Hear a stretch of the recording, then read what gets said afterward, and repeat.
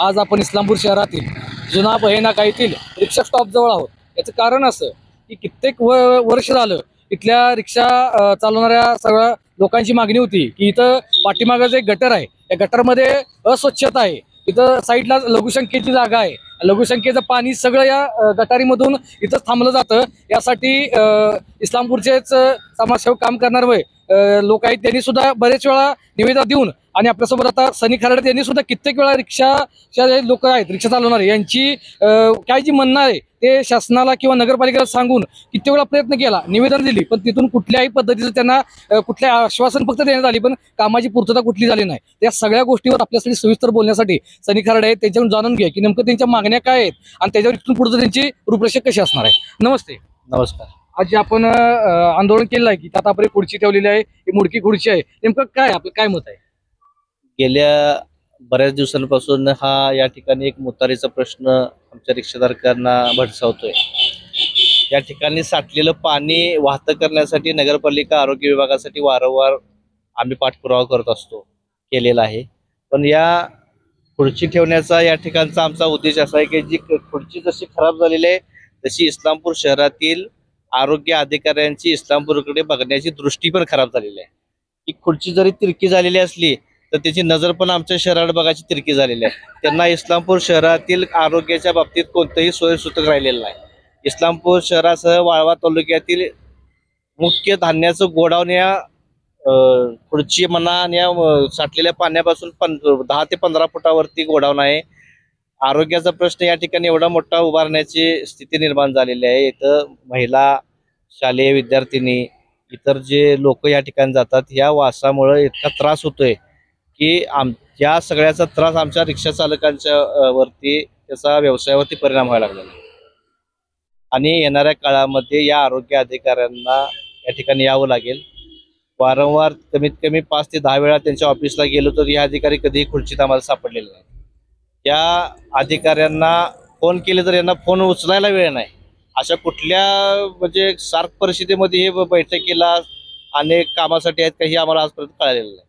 आता आपण महाराष्ट्र सरकार स्वच्छतेवर इतका कोट्यवधी रुपये खर्च करते आणि आपली नगरपालिका जी आहे इस्लामपूर नगर परिषदेची इथं सुद्धा चांगल्या पद्धतीने नामांकनही मिळालेलं आहे नगरपालिका। मग हे जवळ असून इथनं मला वाटतं एक 5 ते 10 मिनिटाच्या अंतरावर ऑफिस आहे नगरपालिकेचं, मग एवढं त्यांची दिरंगाई का? नगर परिषदेकडून फक्त नागरिकांच्या डोळ्यामध्ये धूळ फेकायचा उद्योग आहे। गेलो की तिथं त्यांनी सांगायचं की हा प्रश्न आमच्याकडे नाही, बांधकाम विभागाकडे आहे। त्यांनी एक आजपर्यंतच्या विषयामध्ये टिप्पणी ठेवायचा पण उद्योग केला नाही की जर हा प्रश्न आम्ही सोडवू शकत नसेल तर बांधकाम विभागाने सोडवा। फक्त वेळ मारून न्यायची आणि पगाराला भर करायचे असले अधिकारी या नगर परिषदेमध्ये आरोग्य विभागात आहेत। आपल्यासोबत दैनंदिन रिक्षा व्यवसाय करणारे रिक्षा चालक आहेत, तर त्यांच्याकडून जाणून घेऊया की नेमका त्यांना इथं काय त्रास होतोय आणि त्यांच्या भावना काय आहेत। काय वाटतं आता आपण दैनंदिन इथं रिक्षा प्रवास आपल्या रिक्षाचा व्यवसाय करताय, आपल्याला काय नेमका त्रास होतोय?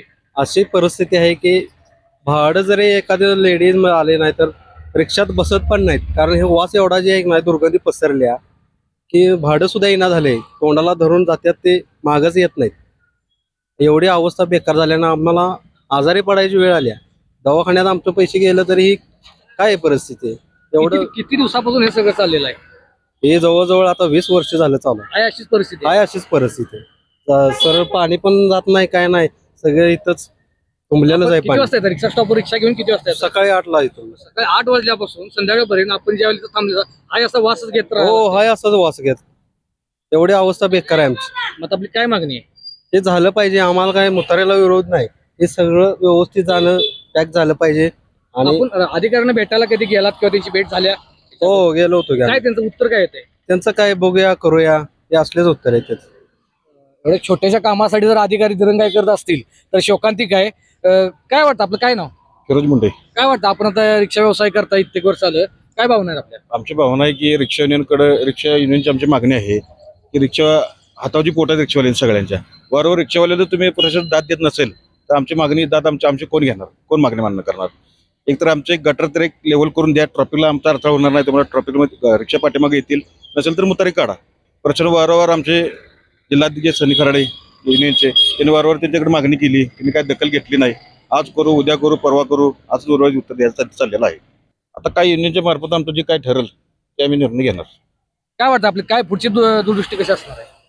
येणाऱ्या काळामध्ये जर आरोग्य अधिकारी, मुख्य अधिकारी येणारे आणि या धान्य गोडाऊनचे मुख्य अधिकारी यांनी जर याबाबतचा योग्य निर्णय घेतला नाही तर या ठिकाणी आज खुर्चीमध्ये सत्कार घेतलाय, उद्या त्यांच्या ऑफिसमध्ये हलगी त्यांची मिरवणूक काढण्यासाठी आम्ही 100% प्रयत्न करू. आपल्यासोबत या व्यवसाय करणाऱ्या मावशी आहेत, त्यांच्यावर जाणून घेऊया की दैनंदिन जीवनात त्यांना इथं व्यवसाय करत असताना कशा पद्धतीने अडचणी येतात. मावशी नमस्ते. काय वाटतं आपण व्यवसाय करता इतके दिवस झालं पण इथं आपल्या इथं स्वच्छता अस्वच्छता आहे किंवा वास सगळा दुर्गंधी आहे, आपलं काय दुर्गंधी मत आहे? असल्यामुळे थांबतच नाही ना गिरायक इथं. बरं. गिरायक थांबत नाही त्यामुळे आमचा काही धंदा बी होत नाही, काय नाही. ते किती दिवस झाले चाललंय सगळे? हे आता भरपूर दिवस झालं. बरं. हो, त्याचा आपल्याला फटका बसतोय. बसतोय. काय होतं म्हटलं लोक इथं आल्यानंतर सुद्धा त्यांच्या मनात काय वाटतं, लोक काय बोलतात? इथं घाण असल्यामुळे थांबतच नाहीत ना. हो. वास येतोय म्हणून काही इथं कोण उभं राहत नाही. काय मत आहे आता शासकीय अधिकाऱ्यांनी जर सांगायचं म्हटलं तर काय सांगाल? स्वच्छता राखावी. नगरपालिकेने जरा इकडे लक्ष दिलं पाहिजे. आपल्याला याचं काय भाडं वगैरे भरावं लागतं काय? भरावं किती लागतं. भाडं भरता आपण? इथं 1800 रुपये भाडं आहे. महिन्याला 1800 रुपये भाडं होय. आहे. भाडं महिना टू महिना भरताय तुम्ही? भरतोय.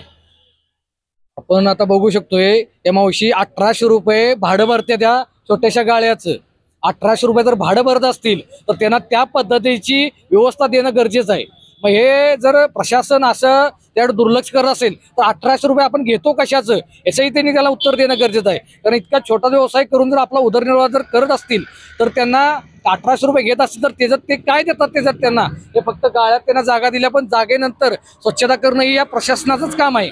कारण आपण कोट्यावधी रुपये खर्च करतोय प्रशासनावर, स्वच्छतेवर. तर स्वच्छतेवर करत असताना नेमकी स्वच्छता आपण कशाची करतो हे सुद्धा त्यांनी सांगितलं पाहिजे. किती वर्ष झालं व्यवसाय करतो आपण इथं? इथं माझं गेले 4 वर्ष झालं दुकान आहे आणि ह्या नालेचं वगैरे वास वगैरे येतोय आणि गिराईक कस्टमरला पण त्रास होतोय.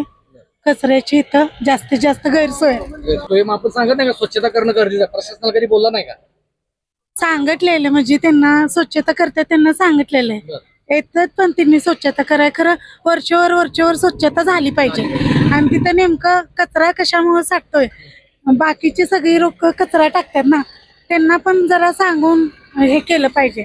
प्रत्येक वेळेला सांगणार आणि त्यांनी न ऐकल्यागत करतात त्याच्यामुळे जास्त त्रास होतोय. इथं मुतारी वगैरे आहे आपले, इथं गाड्यांचा व्यवसाय आहे दादांचा, रिक्षा, त्यांना पण त्रास होतोय त्याचा. कस्टमर पण सोयीस्कर म्हणजे गिराईक वगैरे थांबत नाही तिथं स्टॉपला, ह्याचा त्रास होतोय ना भरपूर. त्याचा परिणाम आमच्या धंद्यावर पण होतोय. आता काय जरी लावलं तर गिराईक थांबत नाही इथं. आपण आता पाहू शकतो इथं की कशा पद्धतीनं परिस्थिती आहे. कारण इथं लघुशंकेचं सगळं पाणी या गटारामध्ये तुंबलेलं आहे. प्लास्टिकचे कागद, प्लास्टिकच्या बाटल्या, दारूच्या बाटल्या, गुटख्याच्या पुड्या किंवा सगळ्या प्लास्टिक सगळा कचरा त्या गटरमध्ये तुंबलेला आहे. आणि इथं आता बघितलं तर जसं वासाची परिस्थिती बघितली, आम्ही आता थोड्या वेळापासून इथं आहे तर आता इथं उभा राहायला नको झालंय. अशा परिस्थितीत इथले रिक्षा चालक जर तासनतास दिवसभर इथं बसत असतील तर त्यांच्या आरोग्याशी खेळलेल्याचं काम हे आता आरोग्य अधिकारी करतात असं जाणवतंय. याच्या पाठीमागच आपल्या वाळवा तालुक्याला पूर्ण राशनचं धान्य पुरवणारं गोडाऊन इथं आहे. इथं इस्लामपूर शहराला 2 आठवड्याचे बाजार भरले जातात, एक रविवारी आणि गुरुवारी. याचा आठवड्याच्या बाजारला सुद्धा व्यापारी शेतकरी आपला माल घेऊन याच ठिकाणी बसत असतात. मग शेतकऱ्यांच्याकडून घेतलेला मालावरती जाऊ इतकी दुर्गंधीचे जीवजंतू बसत असतील तर आरोग्याशी पूर्णपणे खेळण्याचं काम यात आरोग्य अधिकारी करत असतील असं बोलण्याला काही अडचण नाही. कारण यांनी जे आंदोलन केलेलं आहे, इथे जी खुर्ची ठेवलेली आहे, खुर्चीला हार घातलेला आहे आणि त्या अधिकारी यांचं नाव सुद्धा लिहिलेलं आहे इथं आणि त्यांचा सत्कार असं त्यांनी रांगोळी काढून त्यांना स्वागत केलेलं आहे त्यांचं. तर इतका टोकाची भूमिका घेण्याची वेळ छोट्या व्यवसायी रिक्षा चालकांच्यावर आलेला आहे. हे तसं शोकांतिक आहे. कारण महाराष्ट्र हे आरोग्यावरती कोट्यावधी रुपये खर्च करतं. कोट्यावधी रुपये खर्च करून जर रिक्षा चालकांना जर अशी वेळ येत असेल की त्यांना स्वतःच्या जागेसाठी जर भांडावं लागत असेल, इथं त्यांचं मत आहे की इथं जरी तुम्ही अंडरग्राऊंड कॉन्क्रिटिंग केलं तर त्याची रिक्षा पाठीमागे जाऊ शकते आणि ट्रॉफिकला सुद्धा अडथळा होणार नाही. जागा सुद्धा चांगली सोयीस्कररित्या उपलब्ध होईल. अजून तरी सुद्धा इतकं त्यांची इथं चांगल्या पद्धतीने त्यांनी मुद्दे मांडून जर आरोग्य अधिकारी असतील किंवा प्रशासन असेल हे जर तिकडे दुर्लक्ष करत असेल तर हे तशी शोकांतिक आहे. आणि यांनी आता सांगितलेलं आहे की जिल्हाध्यक्ष रिक्षा युनियनचे आहेत की त्यांनी इथून पुढे जर त्यांनी याच्यावर उपाययोजना नाही केली तर त्यांनी आरोग्य अधिकाऱ्यांच्या कार्यालयात जाऊन त्यांचा यशस्वी सत्कार करणार असं त्यांनी सांगितलेलं आहे. एव्हीएन मराठीसाठी शीतल कुमार शेटे, इस्लामपूर.